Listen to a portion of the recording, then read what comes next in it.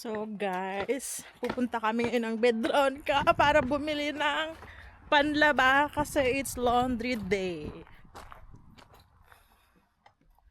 So yes, maglalaba ako ngayon ng damit ko kasi nga magwa 1 week na kaming naglilibot. Kailangan ko nang maglaba kasi wala na akong isusuot na damit, and gusto ko pagbalik namin dun sa city marami kong malinis na damit. Let's go! So guys, mainit ngayon dito sa Poland. As you can see, silaw na silaw ako. Pero malamig pa rin yung hangin. So nandito na kami ngayon sa Bedronka, and eto yung mga makikita nyo dito.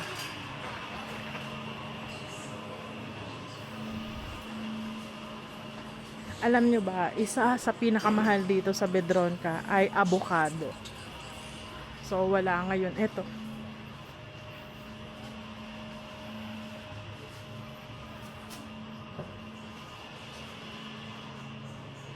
Ayan, so marami tayong bibili yata ngayon. Ang mura pala dito guys is yung mga gatas and cheese. So ayan. Alam nyo ba guys, meron akong paboritong beer dito sa Poland pero zero alcohol. So this one.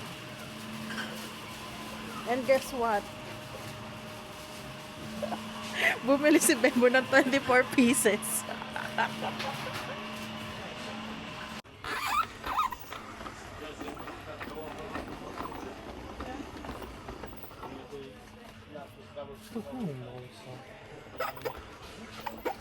Siyempre, after namin magbayad, umuwi na rin kami agad.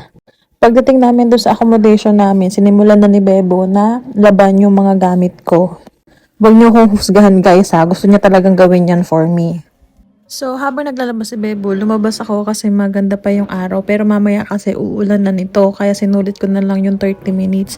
So, while I was outside, I feel like I wanna praise God through this song. So, I spent few minutes and sing this song to the Lord because He is so good in my life. As in talagang kung ano man yung na-experience ko ngayon, it's because of God's grace. As in, alam nyo, kung ano man yung pinagdadaanan nyo sa buhay nyo, magtiwala lang kayo kay Lord kasi hindi niya kayo pababayaan.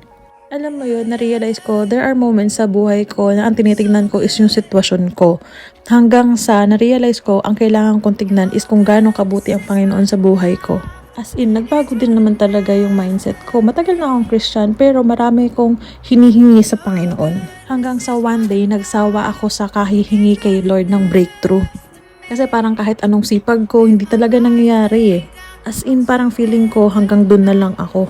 Sa isip ko, I deserve more kasi masipag ako, mabuti ako, and everything. Hanggang sa one day, nagpray na lang ako kay Lord. Sabi ko, Lord, thank you kasi hanggang ngayon buhay pa ako. Tapos everyday, nagpapasalamat ako na nagigising ako. I live a life na sobrang grateful ako kay Lord and everything changes. Kaya guys, never give up on trusting God. Your sana will eventually become your finally.